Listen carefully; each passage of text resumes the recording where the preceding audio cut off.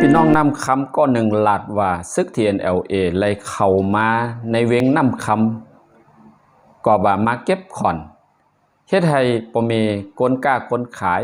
ตกใจโกอ่อนกันรับแสงโคขายตัวเจ้าเก่าเลอเสนั่นบ่มีคนเมือง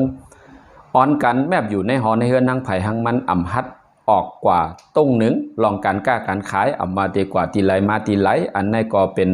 เฮ็ดให้เบ่งน้ำคำเหมือนเมืองฮาม8วันนั้นค่ะก้นเมืองก็หนึ่งลาดว่าซึก TNLA ได้มาเก็บขอนกนเมืองกนกาคนขายโกเลยแย่ใส่ตั้งตุกค่าหยาบผืดลองการสุกยุงปัญหาหลงอ่อนกันแนดฮับแสงฮับล้านตัวเจ้าเก่าจ้อมหนังกนม่านลาดว่าซึก TNLA ม60ถึง70ก็ปาตึงกองกลาง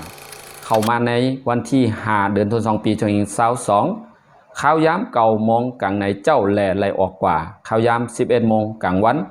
ย้ำนั่นอ่ำมีซึกมานปริงมานออกมาตรงหนึ่งให้หันหน้าหันตาเสกก็วันนั้นค่ะพี่น้องค่ะพ้องเมอไปมีเหตุการณ์ลองสุกยุงและ TNLA เข้ามาถึง60-70ก้อนนั่นกลางวัน1 โมงวันที่4 TNLA ไล่เข้ามา2ก้อนในค่ะนะไล่มาเก็บขอนเสียเย้าแหล่ไล่เกิดการเอาตาย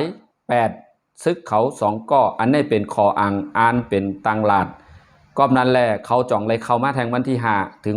60-70ก้อนนั่นค่ะพี่น้องค่ะเอามาต่างนี้พี่น้องค่ะไม่สูงใส่กำดีค่ะ